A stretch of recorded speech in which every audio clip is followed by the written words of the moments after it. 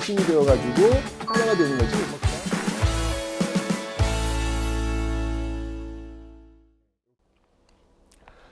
네, 안녕하세요, 여러분들. 역사는 최태성. 두둔 빵. 야, 신난다. 여러분들, 저 어때요? 이렇게 보니까. 저 되게 행복해요. 예. 많은 분들이 저한테 질문을 하시더라고요. 선생님은 어떻게 그렇게 많은 스케줄을 다 소화하세요? 제가 진짜 정말 제가 촬영하지요, 강연하지요, 강의 찍지요, 책 쓰지요. 와, 엄청난 일들을 제가 지금 많이 하고 있거든요. 이제 그런 걸 보면서 많은 분들이 아니 이 일정을 어떻게 소화하세요? 라고 질문을 많이 하시는데 그리고 이제 걱정 많이 하세요. 건강 해치신다고. 진짜 하루에 막 스케줄이 막 그러니까 제 친구 중에 그 개그맨 중에 그 이윤석 씨라고 있어요. 네. 국민 약골. 그 친구가 제 스케줄을 보더니 그런 얘기를 하더라고요. 야, 네가 무슨 BTS냐? 그런 얘기를 하더라고요. 근데 맞아요. 이거를 제가 일이라고 생각하고 제가 이걸 소화했으면 아마도 저는 다쳤을 거예요. 건강을 잃었을 거예요. 근데 제가 늘 이야기하지만 저는 일을 사랑하는 사람은 아닙니다. 일을 사랑하는 사람은 아니고요. 다만 제가 사랑하는 일을 할 뿐입니다. 네. 옆에 지금 저기 사과 팔러 오셨나 봐요. 괜찮아요. 같이 들어가도 돼요. 괜찮아요. 자연스럽게. 그래서 제가 버티는 것 같아요. 너무 재밌어요. 이렇게 강의 뭐 사실 이거 찍는다고 해서 뭐 이거 뭐 돈이 들어오는 유료 강의도 아니잖아요. 근데 이 강의를 들으시는 분들에게 조금이나마 좀 도움이 될 수 있다면 이것처럼 전 행복한 게 없거든요. 기뻐요. 너무 좋아요. 예. 그래서 신나게 이렇게 찍는 게 아닌가라는 생각이 듭니다. 여러분들 신나고 재밌는 일을 하면 이런 것 같아요. 네, 지치지 않습니다. 신납니다. 물론 목소리는 좀 아파요. 이거 힘들어요.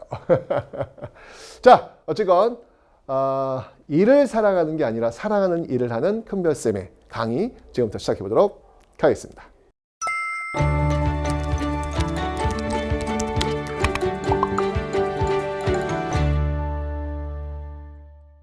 자, 여러분들 이제 삼국시대, 미안해요. 가야. 미안해. 사국시대가 끝났습니다. 네, 존중해줘야 됩니다. 네, 사국시대가 끝이 났습니다. 자, 이제 그 다음 시대, 남북국 시대로 와 봐야 되겠습니다. 이 사국을 통일했던 나라가 신라였습니다. 그죠? 바로 그 신라가 위치하고 있던 곳이 바로 남쪽. 그 다음에 그 위에 고구려가 망했잖아요. 근데 그 고구려 후손들에 의해서 또 만들어진 나라가 있단 말이죠. 그게 발해. 북쪽에 있죠. 그래서 우리는 이때는 남북국 시대다라고 이야기를 하는 겁니다. 지금은 이제 남북국 시대에 대해서 한번 살펴볼 텐데 먼저 통일신라부터 볼게요. 자, 여러분들 신라는요 무려 1000년의 역사를 가지고 있는 나라입니다. 이거 엄청난 나라죠. 네, 경주에 가시면 그 1000년의 역사를 고스란히 보실 수 있는 겁니다. 자, 어쨌건 그 사국을 다 통일했습니다. 와, 백제 멸망은 김춘추 태종 무열왕 때 이루어졌고요. 고구려 멸망, 그 다음에 나당전쟁 승리는 이제 문무왕 때 이루어졌고요. 그 이전에 백제 멸망은 버풍왕 때, 그리고 고구려 고구려 가야죠, 가야. 금관가야 멸망은 버풍왕 때, 그다음에 대가야 멸망은 진흥왕 때 이루어졌잖아요. 그리고 백제 멸망이 바로 태종 무열왕 때, 그다음에 이제 고구려, 그 다음에 나당 그 전쟁 승리하면서 삼국통일 이런 게 문무왕 이런 설명드렸잖아요. 자, 이제 통일신라로 들어갑니다. 이 통일신라 그 왕의 그 이 어깨에 힘이 얼마 많이 들어갔겠습니까? 야, 내가 말이야 이 삼국 통일했어야. 내가 그때 이 왕이야 내가. 얼마나 힘이 좀 들어가겠습니까? 그죠? 그 왕 대표적인 왕이 누구냐면 바로 그 이름은 신문왕. 뉴스페이퍼 킹. 미안합니다. 이름 좀 기억하시라고요. 뉴스페이퍼 킹, 신문왕. 네. 자, 그 신문왕에 대해서 한번 이야기를 한번 해보겠습니다. 일단 남북국 시대라고 하는 용어는요, 조선 후기 그 실학자 유득공에 의해서 발해고라는 책이 쓰여지는데 여기서 이제 남북국 시대라는 용어가 나오게 됩니다. 자, 통일신라 전기, 후기 좀 나뉘어서 좀 설명할 필요가 있겠어요. 자, 여러분 통일신라 전기예요. 통일신라 전기. 이때 왕권은 어떻게 되겠니? 야, 내가 삼국통일했어. 힘 좀 올라갈 거 아니에요. 그죠? 통일신라 말기. 이제 말기는 뭐냐면 이제 망해야 되는 시점이잖아요. 예, 그때는 망하는 이유가 있겠죠. 네. 뭔가 다 엉망이야. 그 엉망인 시대의 어떤 모습들, 그 혼란의 시대가 말기에는 나오겠죠. 예측하시고 여러분들 가시면 돼요. 통일신라 전기와 통일신라 말기의 모습이 어땠는지 아셨죠? 자, 먼저 통일신라 전기 모습 보겠습니다. 자, 제가 얘기했습니다. 태종무열왕 김춘춘이 최초의 진건 출신 왕이었고요. 나당연합을 이끌었고요. 백제를 멸망시켰다. 누구와 함께? 김유신과 함께 멸망시켰다라고 설명을 드렸습니다. 오케이. 자, 그리고 그의 아들 문무왕. 문무왕 때 고구려 멸망시켰고요. 삼국통일됐고요. 자, 이때부터 이제 좀 뭔가 이 통치 시스템을 좀 정비하려는 어떤 그런 모습들이 있는데, 이것까지 기본에서는 안 해도 돼요. 그냥 뭐 상수리 제도라는 게 있다라는 정도. 왜냐면 왕권을 강화시키기 위해서 각 지방에 유력자들이 있을 거 아니에요. 그 유력자들을 경주에 오게 하는 거예요. 그래서 경주에서 묵으면서 충성을 바치도록 하는 것이죠. 이게 인질제도예요. 쉽게 얘기하면 인질제도. 왜냐하면 왕권을 강화시키고 정치를 좀 안정화시키기 위한 그런 모습들이 있는 것이죠. 그다음에 이제 외사정, 요건 이제 지방관입니다. 예, 지방 그 감찰이죠. 사정기구라고 하잖아요. 예, 감찰하는 거예요. 예, 그 가가지고 뭐 비리, 잘못된 거 이런 것들을 찾아내가지고 혼내주는 어떤 그런 역할. 외는 바깥으로 있죠. 그러니까 바깥으로 나가가지고 그런 것들을 관리하고 감찰하는 어떤 그런 제도를 두었다라는 거. 요건 그냥 한번 읽어보시면 돼요. 너무 중요한 거 아니야. 근데 문무왕이 이제 중요한 게 있어. 기본에서는 이게 더 중요해. 문무왕은요, 야, 이게 삼국통일 이뤄낸 왕 아니겠습니까? 이거 얼마나 힘들게 이뤄낸 이 나라예요. 그래서 이 문무왕의 그 소원이 뭐였냐면, 바로 나는 죽어서 동해의 용이 되겠다. 우와. 이런 그 유언을 남겨요. 내가 죽어서까지도 내가 정말 나라를 위해서 끝까지 지켜보겠다라고 하는 그 유언을 남길 정도로 정말 나라에 대한 어떤 그 사랑이 컸던 왕이 바로 이 문무왕이 되겠습니다. 그래서 여러분들 죽어서 용이 되겠다라는 어떤 그 유언을 이뤄내기 위해서 문무왕의 그 무덤은 어디에 있습니까? 바다에 있잖아요. 바다에.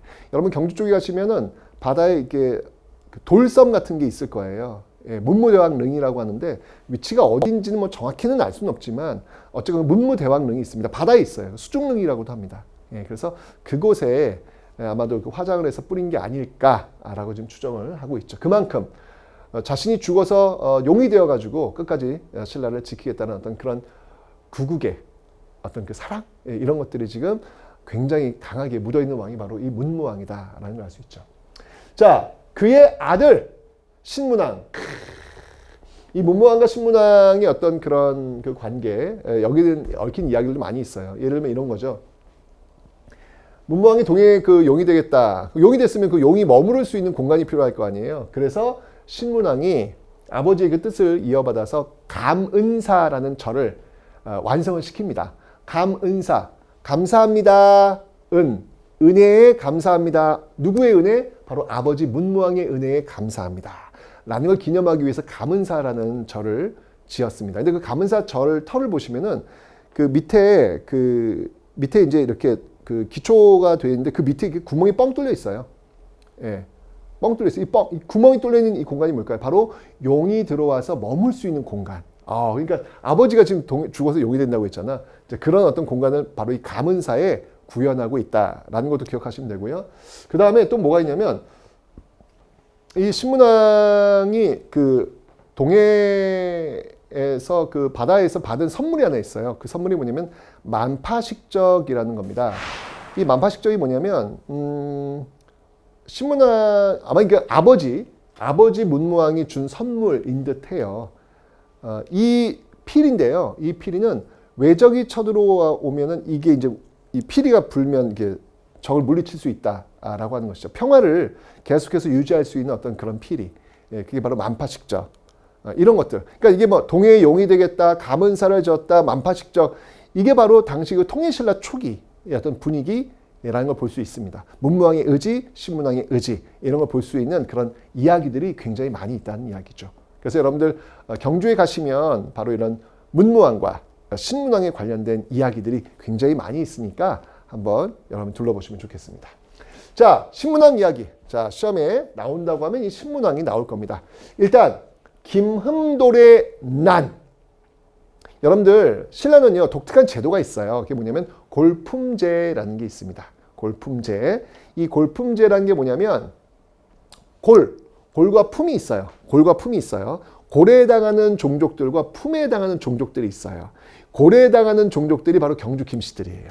예, 품에 해당하는 사람들, 대표적인 그 사람들이 우리 집안, 경주 최씨 집안.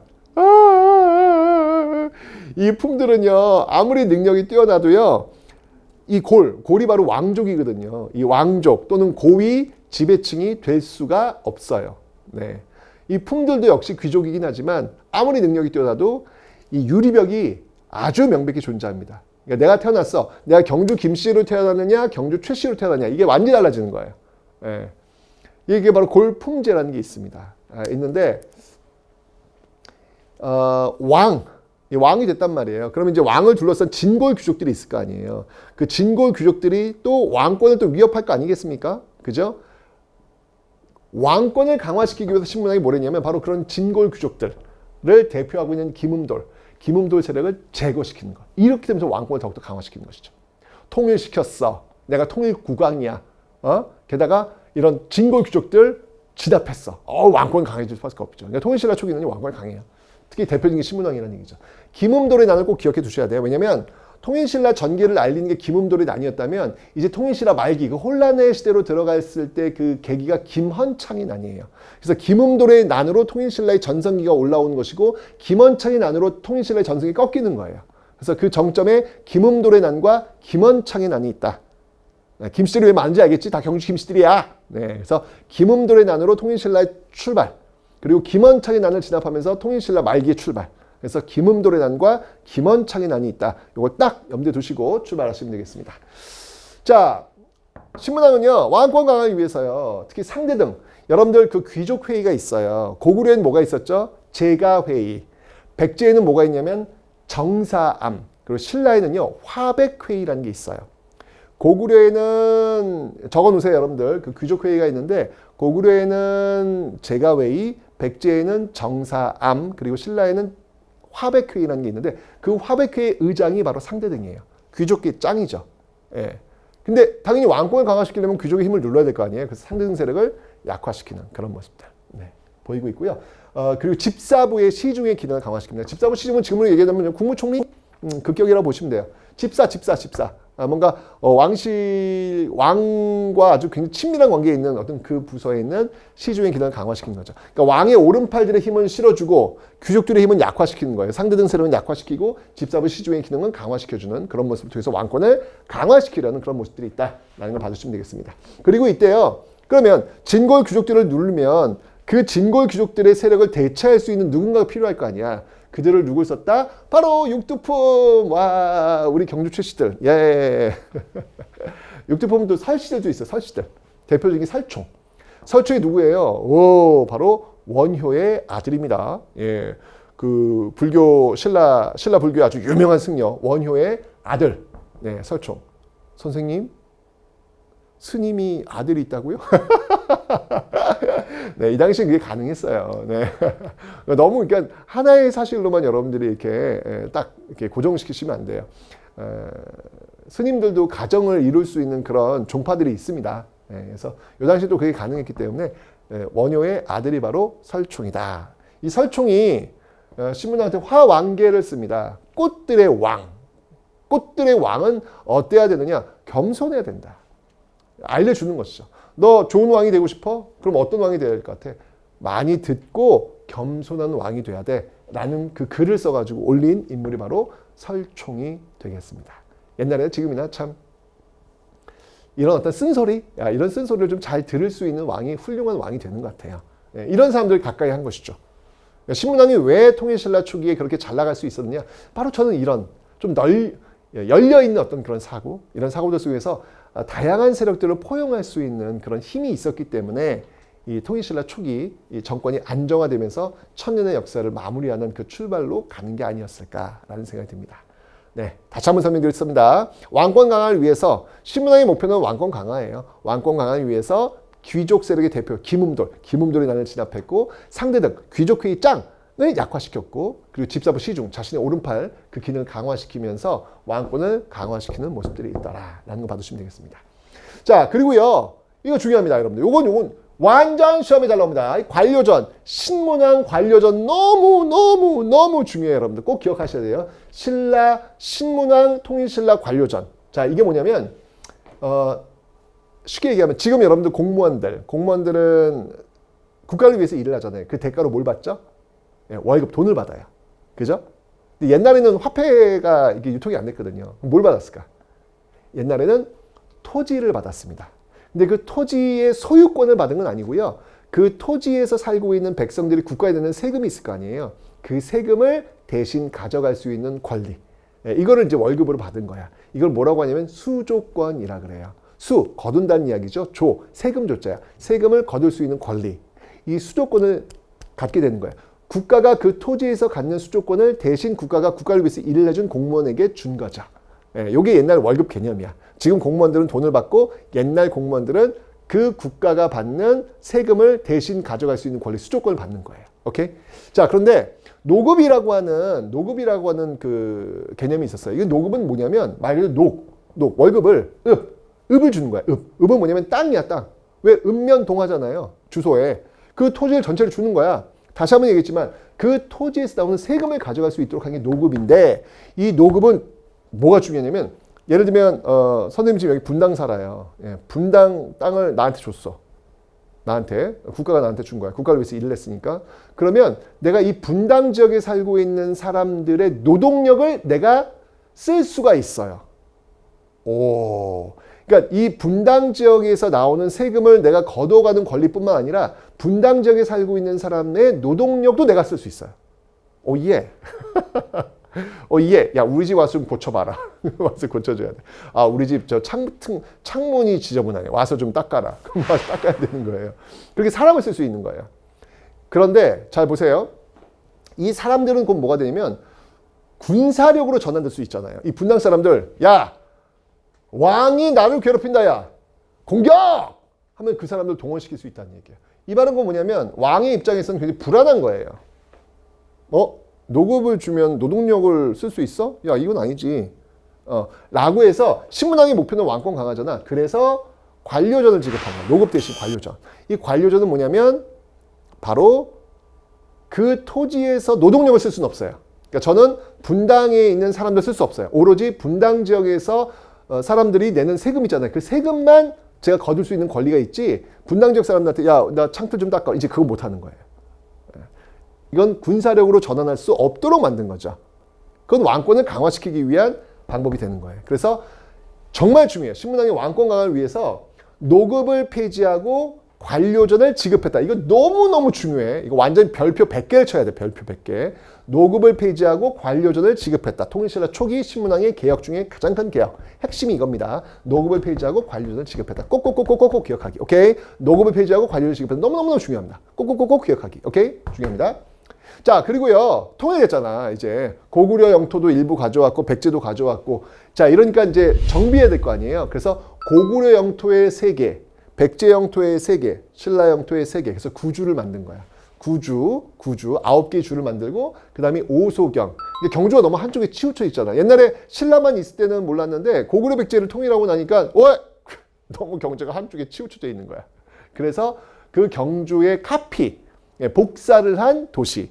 그 도시를 만든 거죠. 그래서 5개의 소경을 만들어서 경주가 너무 한쪽에 치우쳐져 있는 것들을 보완하였다라는 거. 그 다음에 이게 통일했으니까 여러분들 이게 융합을 해야 될 거 아니에요. 그래서 중앙군, 구서당, 십정, 지방군, 구서당, 십정이라는 것들을 만들었는데 이 구서당에는 여러분들 백제인도 들어오고요. 고구려인도 들어오고요. 심지어 말갈인도 들어왔어요. 이게 뭐냐면 이제 우리가 통일했으니까 고구려, 신라, 백제 이런 거 구분하지 말고 우리는 하나야. 우리는 하나의 신라인이야. 그러니까 예전에 고구려 출신도 들어올 수 있어야 되고 백제 출신도 들어올 수 있어야 되고 그래서 구서당 이라고 하는 중앙군을 만든 거죠. 중앙군에 예전 적국이었던 그 지역 출신들이 들어온다? 야, 이건 정말 대단한 거죠. 그죠? 융합주의. 여러분, 일제강점기 때, 이거 초창기는 여러분들 일본이 우리나라 사람들한테 총 주지 않았어요. 예. 왜냐면 식민지 백성들인데 걔네들도 총 주면 안 된다는 얘기죠. 근데 그러지 않았다는 얘기예요, 통일신라는. 백제한테도 고구려한테도 무기를 쥐어주고 우리는 같은 나라니까 하나의 어떤 군대가 돼야 돼라고 중앙군에 이런 식으로 만든 거죠. 민족융합측이라는 얘기죠. 그 다음에 10정. 각 지역마다 그 9개 주가 있다고 그랬잖아요. 9개 주에 하나씩 거기다 지방군을 파견한 거예요. 근데 선생님이 왜 10개예요? 아까 9주라면서요. 근데 왜 10정이에요? 한산주. 9개 주 중에 한산주라는 곳이 있는데 이 한산주는 너무 커. 그래서 여기 2개의 정이 들어가서 9 플러스 1 해서 10정이 된 겁니다. 아셨죠? 어쨌건 9자로 시작된 말은 신문왕이다. 네. 네. 구주 오소경, 구서당 10정. 이게 다 신문왕과 관련된 개혁임을 여러분이 기억하시면 되겠습니다. 됐죠? 자, 그리고 문화에서는요, 왕권 강화를 위해서 신하들이 이제 왕한테 충성할 수 있는 논리. 여러분들, 가장 현명한 게 뭐냐면, 자발적 복종이라는 거예요. 자발적 복종. 예. 자발적 복종을 시키도록 만드는 것, 이거 굉장히 스마트한 방법이거든요. 내가 복종을 해. 근데 내가 이게 자발적으로 복종을 하도록 만드는 것이지. 그건 뭐냐면 정신적으로 어떤 그런 것들 지배토록 만드는 거예요. 이게 바로 대표적인 국학입니다. 유학이라는 걸 통해서 왕한테 충성할 수 있도록 만드는 모습들. 이게 이제 국학이라는 시스템을 만들어가지고 하여튼 이 모든 게 다 왕권 강화 속에서 나오고 있는 거예요. 통일신라 초기는 이렇게 신문왕에 의해서 왕권 강화가 이루어지고 있다. 정치, 경제, 사회, 문화를 통해서 모든 게 다 이 목표는 하나 왕권 강화예요. 신문왕이 이걸 해낸 거예요. 정치적으로는 김음돌의 난을 딱 진압하고요. 그 다음에 왕권을 강화시키기 위해 집사부 시주인격을 강화시켰고요. 경제적으로는 노급을 폐지하고 관료를 지급했고요. 문화적으로는 바로 국학을 통해서 자발적 복종을 이끌어냈고요. 그 다음에 사회적으로는 구주, 오소경, 구서당, 10정을 통해서 딱 헬스녀 시스템을 만들어 놨고요. 그래서 왕권 강화를 위한 통일신라 초기의 모습들을 신문왕이 완벽히 세팅을 해놨다! 라고 하는 거. 이거 너무 중요합니다. 여기서 제일 핵심적인 건 노급을 폐지하고 관료전을 지급했다. 이건 너무너무 시험에 나오니까 꼭꼭꼭꼭꼭 기억하시기 바랍니다. 됐죠? 오케이.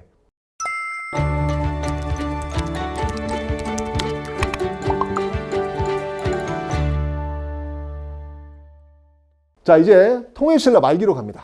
자, 이제 천년의 역사가 이제 끝나야 되는 시점. 통일신라 말기가 된 것이죠. 자, 통일신라 말기는요, 왕권이 약해요. 네, 왕권이 약합니다. 이제는 분열되는 어떤 그런 시기로 갈 수밖에 없는 것이죠. 자, 해공왕. 이제 왕들이 막 죽어나가. 왕들이 막 자고 나면 돌아가셨는데요. 이게 뭐냐면, 진골 귀족 간의 왕위 다툼이 벌어지는 거예요. 진골 귀족 간의 왕위 다툼이 벌어지는 것이죠. 자, 이러면서 이제 이 김원창의 난.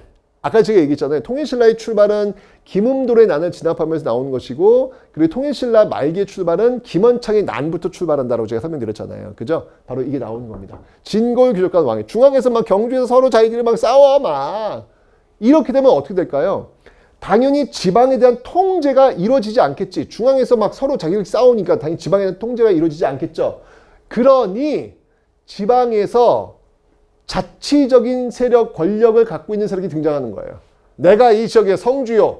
내가 이 지역의 장군이요. 내가 이 지역을 다스리겠소. 라고 하는 사람이 등장하는 거예요. 이들을 우리는 뭐라고 하느냐? 호족이라고 합니다. 여러분들 너무너무 중요합니다. 여러분들 신라 말기, 통일신라 말기는 바로 이 호족들이 등장했다. 라고 하는 것을 여러분 반드시 기억하셔야 되겠습니다. 아셨죠? 호족의 등장. 너무 중요해요, 여러분들. 호족의 등장. 자, 호족이라고 하는 것은 여러분들 일단 주류가 아니에요. 주류는 경주에 살고 있는 경주 김씨들, 진골 귀족들 아니겠습니까? 근데 그들끼리 막 싸우고 있단 말이야. 싸우고 있는 과정 속에서 그 지방의 비주류 세력들이 지금 등장하고 있다라는 거 아니겠습니까? 그죠? 그들이 바로 호족이라는 얘기예요. 너무 중요해. 통일신라 말기에 이 호족들이 등장하는 건 너무 중요해. 그 호족 1세대가 누구였냐면 바로 장보고. 장보고. 여러분 장보고 하면 청해진, 해적소탕 기억나시죠? 장보고는 여러분들 참 이게 입지전적인 그런 인물입니다. 왜냐면 제가 얘기했지만 신라는 골품제도라는 게 있어가지고요. 그 골과 품에 들어오지 않으면 어떠한 능력이 있어도 올라갈 수가 없어요. 아무리 능력이 있어도 그건 불가능한 겁니다. 근데 이 장보고는요, 아마 완도 그 지역 일대 섬에서 태어난 그냥 일반 평민 백성 같아요. 평민 백성들은 꿈을 가질 수가 없어요. 왜냐면 그 꿈은 이루어질 수가 없습니다. 이 당시에는요. 근데 이 장보고가 잘하는 게 뭐냐면 활을 잘 쏘거든요. 활을 잘 쏘면서 꿈을 갖게 된 거예요. 그럼 비극인데. 왜냐면 그 꿈은 이루어질 수 없거든요. 여러분들 참 이런 것도 참 비극인 것 같아. 꿈을 갖는다는 게 고통일 수 있다는 거. 그런 시대가 있었어요. 그냥 불가능하기 때문에. 결국 장보고가 아마 활을 잘 쏘니까 신라의 장수가 되기를 꿈꿨는데 그 꿈은 불가능한 꿈이라고요. 많이 울었을 거예요. 그 10대의 나이에 나도 뭔가를 하고 싶지만 이 골품이라고 하는 제도 때문에 내가 아무것도 못한다는 그 현실에 접하면서 얼마나 충격적이고 얼마나 괴롭고 얼마나 슬펐겠어요. 많이 울었겠죠. 결국 장보고는 결심을 하게 됩니다. 바로 자신이 앉아있었던 그곳 정면을 바라보니까 바다가 있더라는 거예요. 내가 앉아있는 이곳 육지에서 내가 할 수 있는 것들이 아무것도 없다면 바로 저곳 바다를 건너가자 라고 하면서 바다를 건넌 거죠. 바다 건너 뭐가 있는지 모르잖아요. 하지만 무작정 자신의 꿈을 이루기 위해서 도전한 거죠. 꿈을 이루기 위해서. 꿈이라고 하는 건 그런 것 같아요, 여러분들. 꿈을 이루기 위해서는 자신의 어떤 시간과 맞바꿀 수 있는 어떤 모험이죠. 바다에 대한 정보가 아무것도 없어요. 그 너머에 뭐가 있는지도 몰라요. 결국 아무것도 없다, 모른다. 그곳에서는 결국 죽을 수도 있는 거잖아요. 사라질 수도 있는 거잖아요. 하지만 사라질지언정, 죽을지언정 내가 꿈을 이루기 위해서라면 충분히 그것과 맞바꿀 수 있는 그 가치가 바로 꿈이라는 거예요. 장보고는 그 꿈을 위해서 혹시 죽을 수도 있고요. 혹시 실패할 수도 있고요. 혹시 인생에서 고통스러울 수도 있지만 도전한 거예요. 꿈을 한번 이루기 위해서. 결국 중국으로 갔고요. 중국에서 활을 잘 쏘다 보니까 훌륭한 장수가 됩니다. 장수가 되었고 그 지역 사정을 다 알면서 돈을 많이 벌려면 이 무역에 뛰어들면 된다는 걸 또 알게 되죠. 그러면서 결국 무역에 뛰어들었고 버파원이라고 하는 중국에 있는 버파원이라고 하는 그 센터 자신의 네트워크 기지에 절을 지어가지고 신라인들을 모아서 본격적인 무역에 뛰어들면서 해상왕 장보고 해신 장보고로 우뚝 서게 됩니다. 그러면서 이 청해진에 자신의 어떤 그 부대를 만들게 되는 것이죠.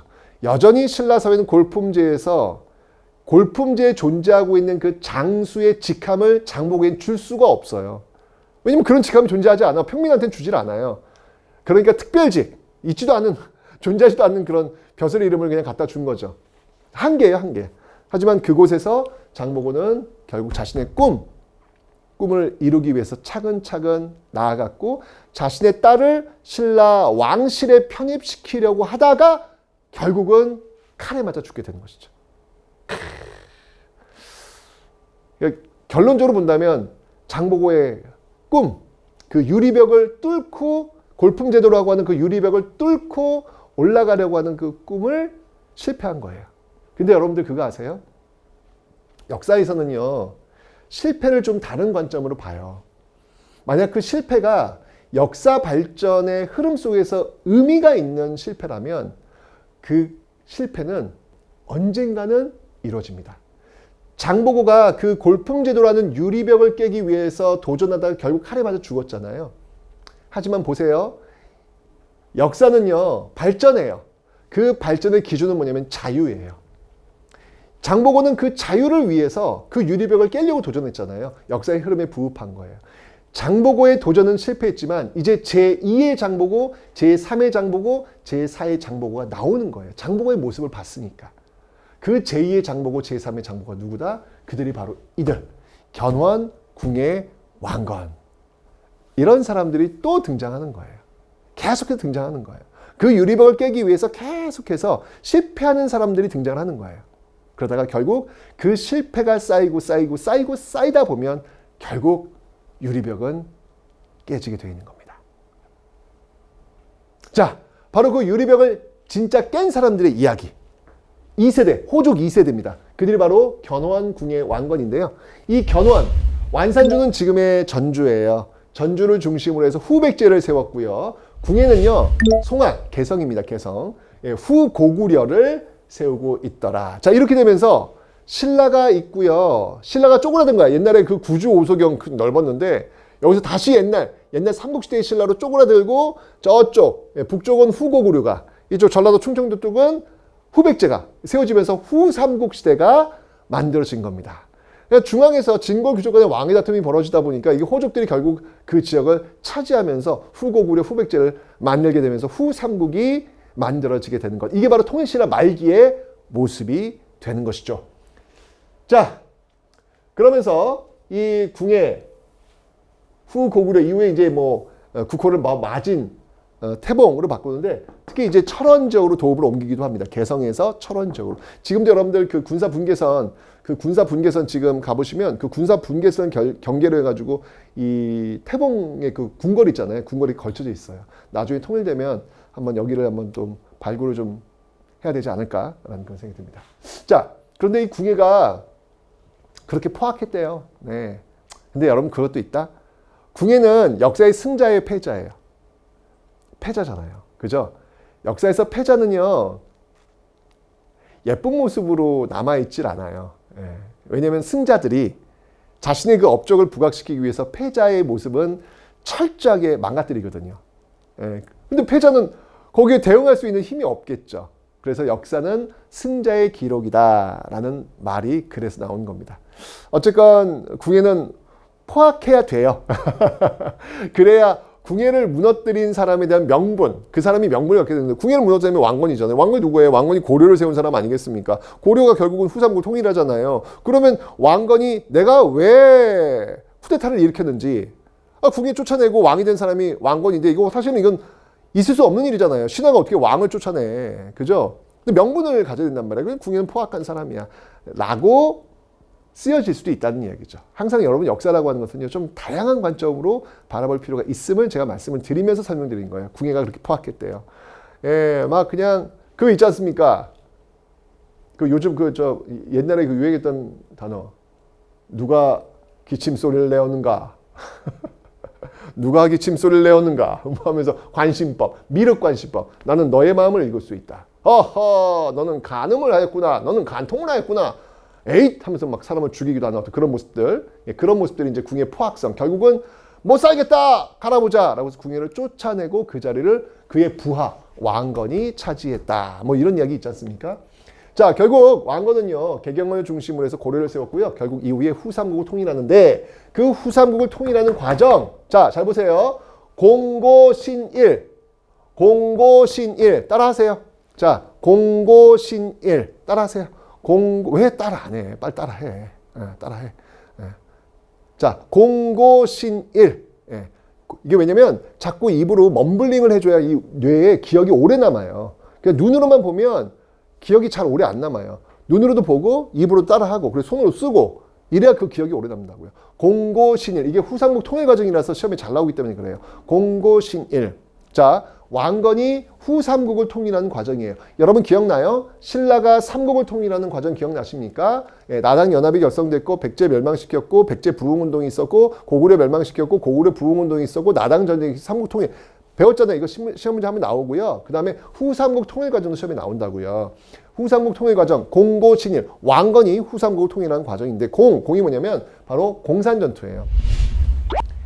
공산전투가 뭐냐면 이 견훤이 이 후백제가 엄청 셌거든요. 후백제가 엄청 세가지고 신라를 압박해 들어갑니다. 압박해 들어가서 경주 포석정, 경주는 포석정인데 그 포석정에서 뭐 제사를 지내고 있었나 봐요. 그 경혜왕, 신라의 경혜왕을 견훤이 죽여요. 예, 죽이고 또 이런 기록도 있어요. 죽이고 그 왕비를 겁탈했다. 이것도 사실 견훤도 이게 패자잖아요.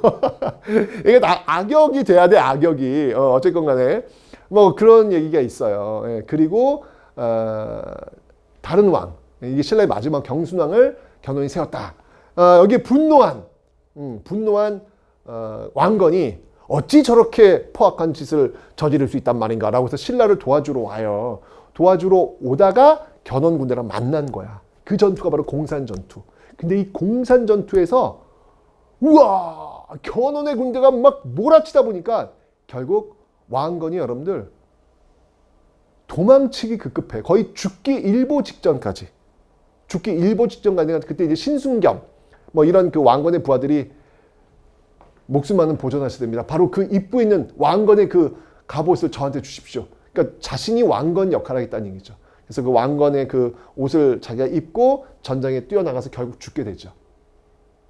그렇게 해서 그곳에서 이 왕건을 지키다가 죽은 8명의 왕건의 충신들이 있대요. 예. 그 8명의 충신들을 기리는 산. 그래서 그 산 이름이 팔공산. 여러분 대구에 가시면 팔공산 있잖아요. 그 이름이 그래서 팔공산이 나온 배경이 바로 여기서 나오는 겁니다. 어쨌건 이 팔공산, 이 공산 전투에서 왕건은 거의 죽다시피 살아납니다. 죽다시피 살아납니다. 네. 그러다가 이제 그거를 만회했던 다음 전투, 그게 바로 고창 전투입니다. 이 고창 전투에서 견훤과 왕건이 붙었는데 여기서 왕건이 이겨요. 드디어 이깁니다. 그래서 이 고창 전투, 여러분 고창이 전라도 고창이 아니에요. 예.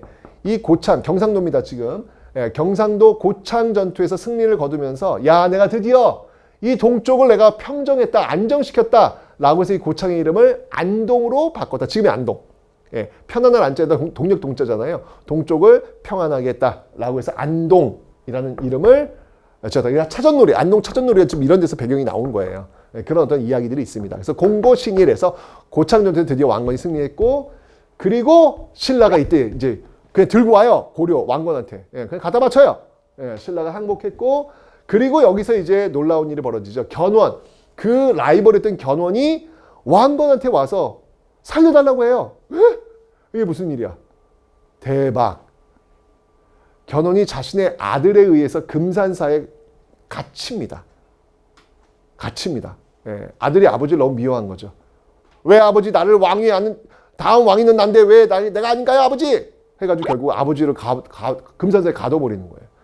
그래서 그 금산사에 탈출을 해가지고 견훤이 눈물을 머금고 왕건한테 와서 내가 세운 후백제를 내가 멸망시키겠소 라고 하면서 왕건과 함께 자신의 아들이 있는 후백제를 치러 가는 전투. 그 전투가 바로 1, 2천 전투. 아, 이 얼마나 참 입장이 얼마나 내가 정말 애써 세운 나라인데 그 나라를 치기 위해서 가는 그 심정은 어떨까요? 그것도 자신의 아들이 있는 나라인데. 근데 역사 속에서 아버지와 아들은 왜 이렇게 싸워?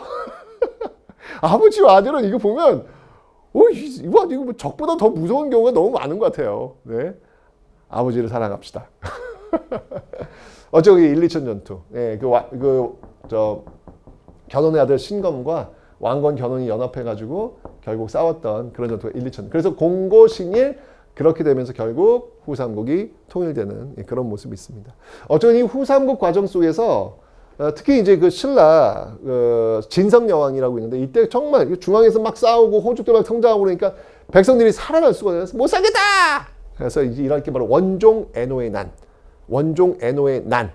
기록상 어떤 기층민의 어떤 최초의 어떤 저항으로 나오고 있는 게 바로 원종 애노의 난입니다.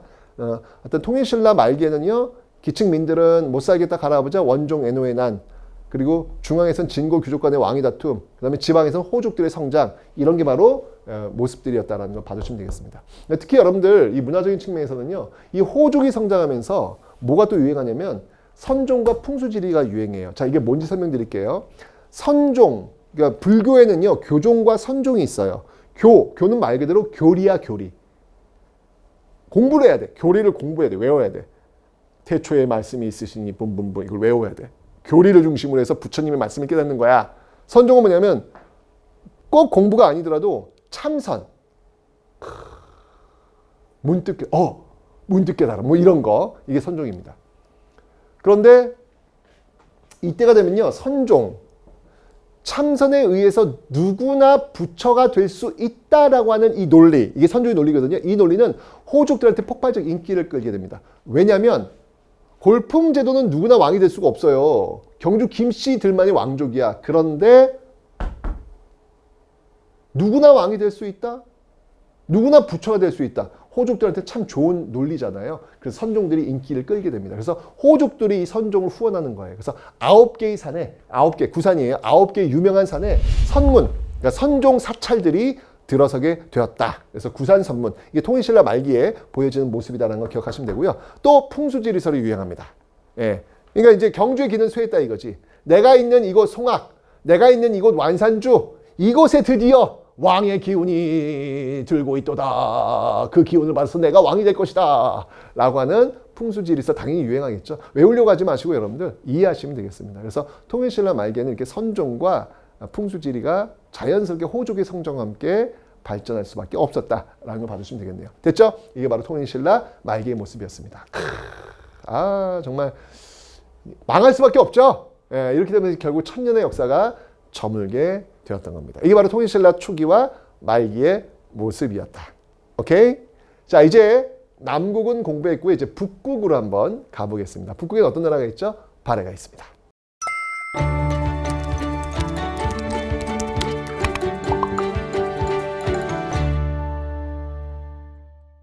자, 발해의 모습인데요. 자, 일단 발해를 건국한 사람은 누굽니까? 대조영입니다. 동모산에서 건국했다 그러죠. 그러니까 발해는 대시예요. 고구려는 고시잖아요. 발해는 대시입니다. 대조영이 동모산. 고구려 그 후예들과 함께 세운 나라가 바로 이 발해가 되겠습니다. 자, 여러분들 이 발해는요, 왕을 3명을 좀 기억하셔야 돼요. 바로 무왕, 문왕, 선왕. 무왕, 문왕, 선왕. 무왕, 문왕, 선왕. 그러니까 이것도 어렵지 않아. 초창기엔 지금 당나라와 독립한 거잖아. 당나라 독립한 거잖아. 그러니까 당나라와 사이가 좋겠어, 안 좋겠어? 안 좋겠지. 당나라는 으르렁 싸워야 될 거 아니야. 그러니까 싸울 무자야. 무왕인 거야. 그렇게 싸우다가 또 시간이 지나면 어떻게 계속 긴장감을 가지면서 싸울 수 있겠어요. 그때 좀 친해지는 시기가 와. 그게 문왕이야. 그럴 문자야. 우리 좀 잘 지냅시다. 공부 좀 합시다. 뭐 좀 배웁시다. 뭐 이렇게 문왕. 그런 시기가 거치면서 역사는 정반 합이야. 이제 전성기를 이루는 거야. 이게 바로 선왕이야. 이때 이후로 이제 이 발해는 해동성국이라고 불리는 거예요. 해동. 동쪽에 있는 잘 나가는 나라 해동성국. 해동성국 하면 발해야. 너무너무 시험이 잘 나와. 해동성국 하면 발해. 꼭 기억하세요. 자, 그래서 흐름을 보겠습니다. 자, 무왕. 당왕이 계속 싸우는 거야. 막 긴장관계야. 그래서 장문휴를 보내가지고요. 야, 그 당나라 산둥반도를 선제 공격하는 모습까지 보여요. 당나라 선제 공격. 산둥반도 공격. 무왕 때. 자, 그렇게 막 긴장관계를 이루다가 문왕이 되면 이제 당나라와 친하게 지내. 그래서 당나라의 제도인 중앙행정조직인 삼성육부 조직을 따오기도 합니다. 예, 이렇게 해서 당나라 친당적인 어떤 그런 모습 보이고요. 또 신라. 원래 나당연합에 의해서 고구려가 멸망했기 때문에 당연히 고구려를 계승한 발해는 당나라와도 사이가 안 좋고 신라와도 사이가 안 좋겠죠. 근데 문왕 때 와서는 이제 신라와도 교류하는 거예요. 신라도. 그러니까 얘기했잖아. 외교라는 게 여러분들 영원한 게 존재하지 않아요. 국익을 위해서는 적이 될 수도 있고 국익을 위해서는 친구가 될 수도 있는 거예요. 이게 딱 선을 그어놓고 하는 게 외교가 아니야. 외교의 그 무조건 그 기준은 자국의 이익이에요. 자국의 이익을 위해서는 무엇이든 할 수 있는 게 외교야. 제가 얘기했잖아요. 혈맹, 동맹이란 포장지를 까놓고 보면 얍삽한 외교라고요. 그게 외교의 본질이라고요, 본질. 여기도 마찬가지야. 그렇게 우르렁 되더니 또 이렇게 또 친해지는 거 보세요. 그죠? 결국 이제 이런 어떤 그 과정을 거치면서 드디어 선왕. 5경 15부 62주. 5경 15부 62주라는 엄청난 거대한 지역을 만들고 있더라. 자, 여러분들 기억하세요. 통일신라의 지방행정조직은 뭐였죠? 신문왕 때. 뭐였습니까? 신문왕 때 통일신라 지방행정조직. 구주 오소경. 그리고 발해는 5경 15부 62주. 5경 15부 62주. 이렇게 요건 기억하셔야 돼요. 나중에 좀 설명드릴 거예요. 고려는 5도 양계, 조선은 8도. 요거 지방행정조직은 여러분 기억하셔야 됩니다. 네. 대표적인 거 신라 구주 오소경, 발해 5경 15부 62주, 그리고 고려의 5도 양계, 조선의 8도. 이건 꼭 기억하셔야 돼요. 아셨죠? 자, 결국은 이렇게 잘 나가던 발해도 거란의 침입으로 멸망되는 그런 모습이 있지요. 근데 너무 갑자기 해동성을 잘 나가던 나라가 이거 뭐 갑자기 망하니까 이거 뭐 도대체 어떻게 된 거야? 왜? 아니 미스테리였어요. 역사학자들은. 아니 뭐 너무 개연성이 없어.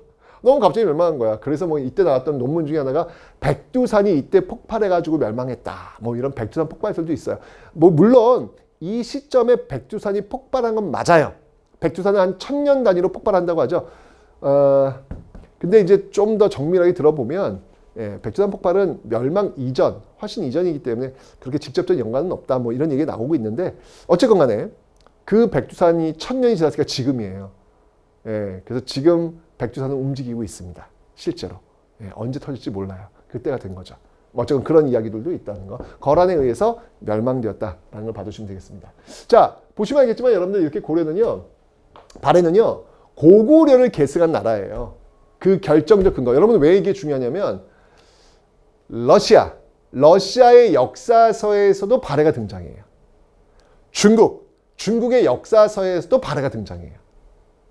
우리나라 역사서에도 발해가 등장해요. 그러니까 발해라고 하는 나라는 러시아, 중국, 우리나라 모든 역사서에 다 등장한단 말이에요.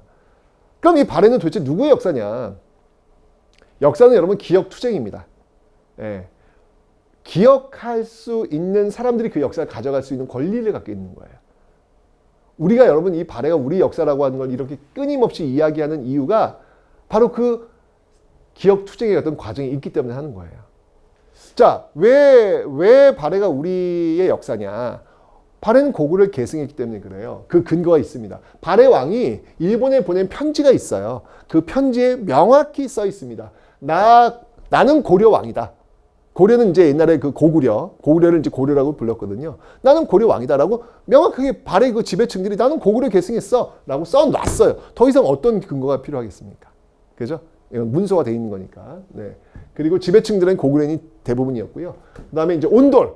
여러분 중국은요 온돌 문화 아니잖아요. 거기는 의자에 앉는 문화잖아요. 근데 우리는 온돌 문화란 말이에요. 이 온돌 문화 발해도 있습니다.